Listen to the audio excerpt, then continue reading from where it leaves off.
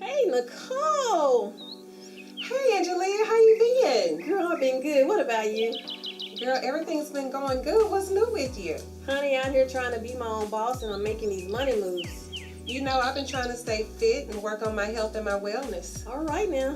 What about the issues us women are facing today and the struggle with these relationships? Oh my gosh. Girl, that's just too heavy. Let's go hit up the hot spots and happenings. Girl, Let's talk.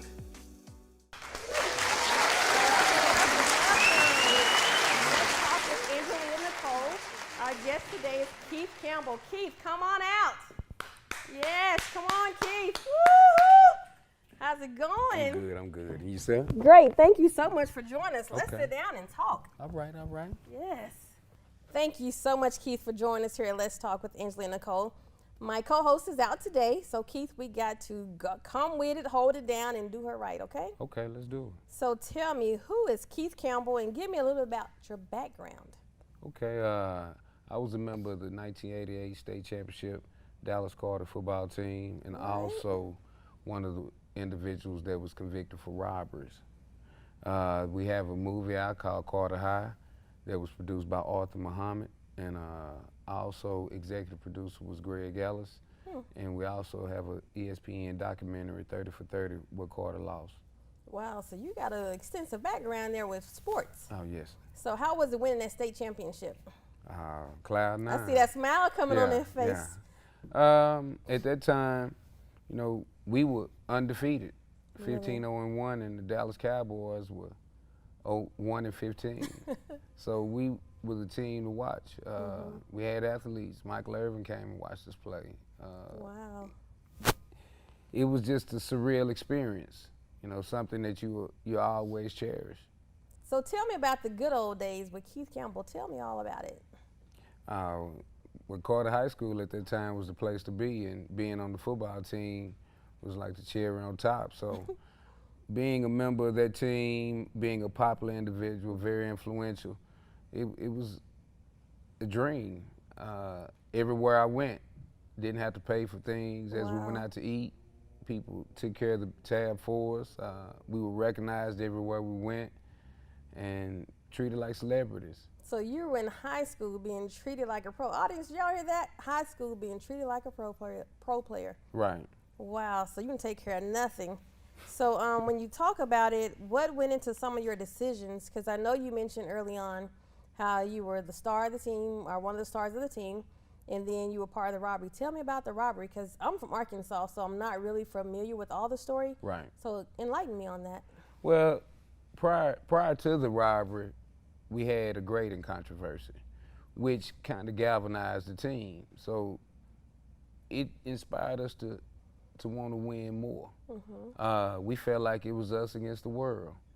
And when we eventually accomplished our goal, which was to win the state championship, it was actually like a lifeline was cut. Now it got quiet. All the cheering had stopped. So what do we do with our extra time now? Okay. And there were a number of us who, you know, we hung out together, ran the streets, driving around, hollering at the girls, whatnot, going to parties. And what eventually happened is that an idea about coming up with extra money was mentioned. How did that come about? We were sitting at a house, a couple of friends of mine and I, PK, I know he doesn't mind me mentioning his name. He came up with the idea about robbery. And I was like, you lost your damn mind. So, and over time, he talked to me. I was the individual that a lot of people determined if Keith hadn't tried it, I don't think we should try it. So you were really the man back then. I had been into a number of things prior to the robberies. I just never been charged or convicted. Exposed. Right. So again, you know, it was like if he could do it, maybe, but if he hadn't tried it, no. And again, in the beginning, it was an absurd idea to me. But the more that they talked about it, it started sounding like it wasn't a robbery. Like it's a possibility you could pull it off. Right. So what went into you making that decision? Okay, man, yeah, I'm in. Because, you know, so many times kids, especially in high school and in anything really, they get caught up in the peer pressure and saying, you know what, I'm down. I got to be one of my homies. Well, my weakness was I had a love for money. I think what was the okay, I tried factor was that PK was the inside man. Okay. So he had an idea as to how it would go, and no one should be harmed or in harm's way. So what did y'all rob? We robbed a number of fast food chains. The same night, different occasions? No, it started with one, and I guess right before Christmas, maybe within 7 days of winning state, and maybe it picked back up, I guess, about spring, March, Wow. April. Wow. So you just went out there. Were you nervous when you made that decision to jump out there? Well, the very first time, I was absolutely scared. But what typically happens with us trying things that we're afraid of is that if we accomplish it, we accomplish what we desire to do when we make that decision, then We become comfortable. it becomes much easier. And easy money is, if you overcome a fear in chasing easy money, then easy money always be your drive. Yeah, because it's easy money. So we think. So tell us about the process of getting found out. How did you all get caught? Well, it started with maybe a number of guys, maybe 3, 4, and word spread. So there were other students that were beginning to commit robberies. Wow. And we all didn't know that one another was doing so. So one was maybe related to another. Wanted to know how they were coming up with clothes or extra money. And so they would talk about it. And eventually 2 of the other Carter players were caught after committing 2 robberies. But that was separate from your group. Right, that was separate. So they messed y'all up basically, huh? I can't say they messed me up. They Why you messed can't say that? themselves up. They messed themselves Because up. they never did anything with me. That's a good way to look at it. So you didn't look at the fact that if they wouldn't have been doing what they doing, y'all could have kept it going. Do you think if you would have kept going that your life would be the same, or would it be different now? Well, that's a powerful question because we had stopped. The majority of us had stopped Really? robbing Before getting caught? before those 2 got caught. Wow. Before they got caught, so y'all weren't caught. So they got caught, which caused y'all to get caught. Yes. How does the 2 link together? Well, when they got caught, of course, I know one, if not both, were related to 2 other individuals that were in the robberies. So I'm quite sure that once they talked to one or both, that they mentioned whoever they had been involved with those robberies with. And again, over time, I would say, I think they started arresting, or at least questioning around June. And I was picked up probably late July, early August. So when you found out you were going to jail, what experiences what emotions did you experience in going through that? Well, I had a fear of the unknown because I didn't know what to expect. What was powerful for me is that I recognized I'd done wrong. And I knew there was a consequence that I had to pay, especially after he gave me my sentence. What was your sentence? 4 25-year sentences. 425, so 100 years Yes. was your sentence. Well, it's called concurrent. So what Okay. they do is they sentence you for each charge, but the largest sentence is the sentence that you serve. So that being that they all are the same, they all just come to get one eats up basically the other. So you Was have that to for serve. 4 different robberies? Yes. That you got those? Wow. So how did your parents take it when they found out what you had done? They were heartbroken, ashamed. My dad is a minister, Really? born in the Depression era, so my dad has seen some things. And I remember his words after my sentencing was, I don't know what kind of Keith Campbell he's gonna be. So, I mean, that's a man of faith speaking. When he said that he doesn't know what kind of man Keith Campbell will be, what did he mean by that? Well, after being sentenced to prison, I could be wrong, but I think I'm the first that I know of in my family to serve time. Really? So, your perception of prison is, if you never been, is that it probably would destroy a child, because I was 18. I mean, I legally grown, but I was still a kid. You were just a kid. Right. So, my assumption, I never asked my dad what he actually meant by that question, but my assumption was that he couldn't see it getting better. Mm. Even with the faith, he lost faith for a moment because his son, his boy, his blood, his seed is going down. Right. So for a moment, that faith was shaken. But somewhere along the way, you must have found faith, because you speak with such faith, you speak with positivity, and the whole thing is, I'm sure that at some point you probably could have beat these charges. Do you think you could have beat them? I definitely do. And how's that? Well, my father approached me months before we were ever questioned by the police. Okay. About robberies. Not my involvement, but just a question that he asked indirectly, and I denied it. But I know the love my father has for me, that he would have done all that he possibly could in order for me to not serve time. Okay. Did you not want to beat the charges? I definitely wanted to beat the charges. So why didn't you take, action or take heed to what your father was asking and go with it? Well, to see if you could beat them. Well, for one, as a child, honesty, I'm already robbing, so being honest definitely wasn't something that was about to come right behind that. The other thing was, he didn't come to me directly. Okay. I mean, meaning that I know that's what you're doing. That he knew it was So you. where I had no other option but to say, okay, yeah, it was. So by the time I finally admitted it, I was in jail. Really? Wow. Do you think that your life would be different had you beat the case and not served time? I'd be dead. You'd be dead. Why? Dead? Well, if I Why? beat that case, well, I know at 18, I had no respect for the law. We are creatures of habit. I had practiced doing wrong so long that I know if I beat the case, I wasn't gonna change overnight. Not at that time, Not I at don't that know moment, that. But at looking back, I understand that. And I know that my being sentenced to prison gave me a sense of peace, because, again, the robberies are only a part of what I was enduring. There were a number of people that were out to take my life at that time.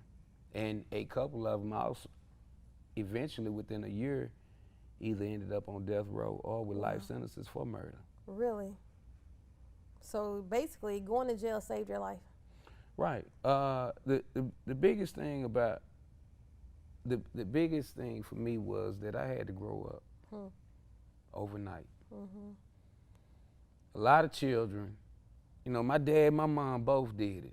I've been in stuff all my life. My first ride in a police car was before I was even old enough to play on a Little League football team. By choice or because you got in trouble? Wrong group of people, and not knowing what I was doing. Probably 5 years old. And 5, you were in a 6 police years car? old. Yeah, police put handcuffs on me and took me. And that didn't shake you at a young age? What was there to learn? I didn't know what I was doing was wrong. When I look back at that situation, all I see is that they were trying to scare somebody.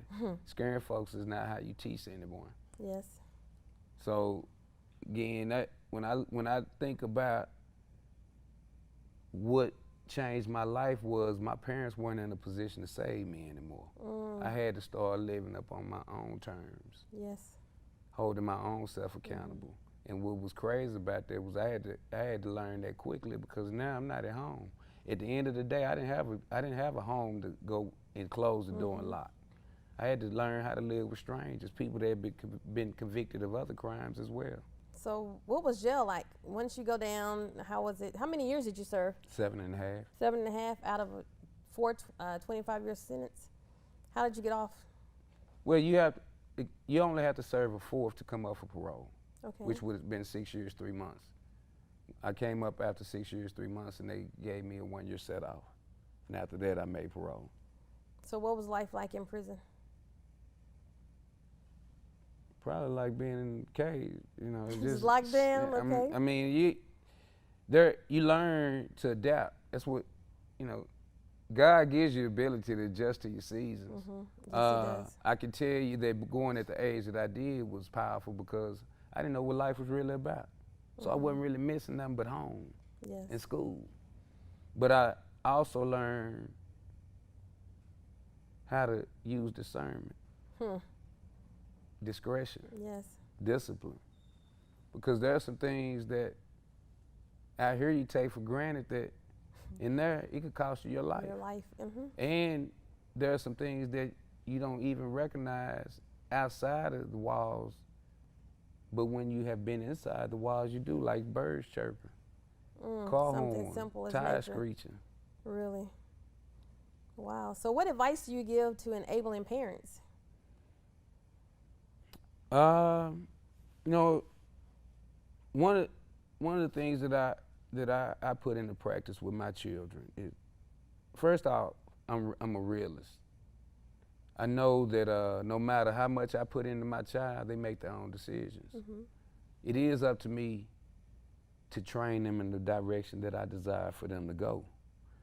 A work ethic is more powerful than anything else. Yes, it is. Values. You know, you talk about, I was sharing with the young man backstage, we talking about Jordans. Both of my children have had every pair of Jordans ever made, but their dad has not bought one. Really? They understand why their dad won't. Again, the value. You talk about, one thing that children don't hear about is life is for a purpose. A lot of parents try to live through their children, or they see an opportunity for their child to put them in a place where life may be a little more convenient. Unfortunately, if they do, it's just for a season. Yes. And you have to figure out what your purpose is in life, because your talents only open up doors. It's your gifts that make room and keep you on figuring how you're gonna do things. You gotta say that.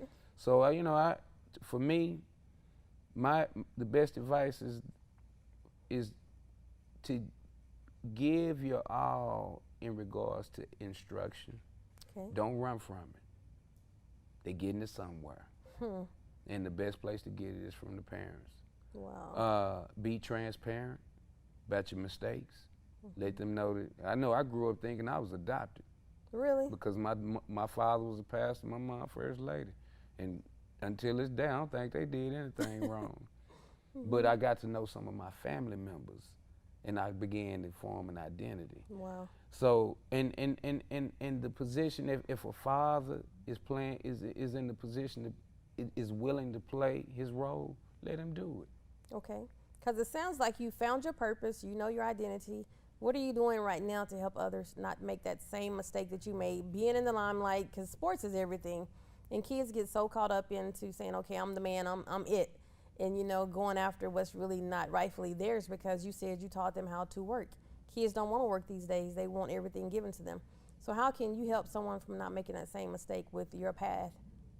Well, I do public speaking. I'm scheduled to speak at Carter High School tomorrow. Okay.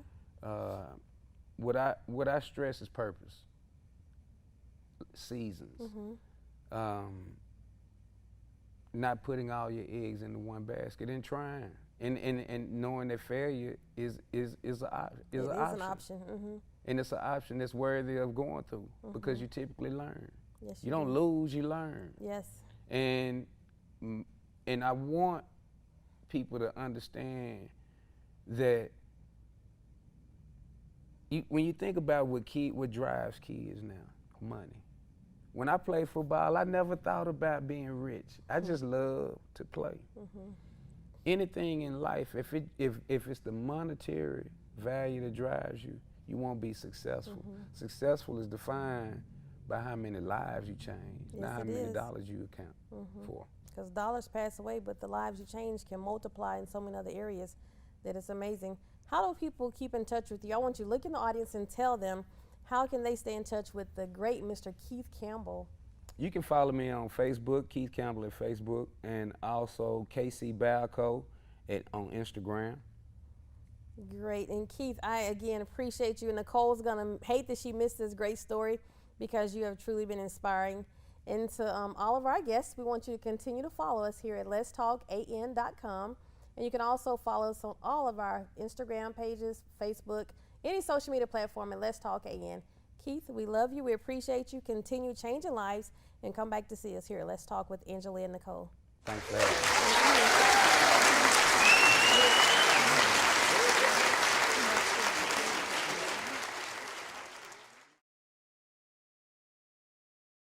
Open floor plan, beautiful, great location. This is just what you wanted, girl. Isn't that what you want too? Yeah, but I don't have the best credit score. Well, honey, neither did I. True. But I was still able to buy the house of my dreams. Thank you. Knowing how picky you are, you had to build like I did. I got just the person you need to talk No, to. call my realtor. She gives referrals. So does mine. Really? Yes, really. Tired of renting? Wanting to build? Looking for the right location? Credit problems? Call Angelia Dunbar Realty.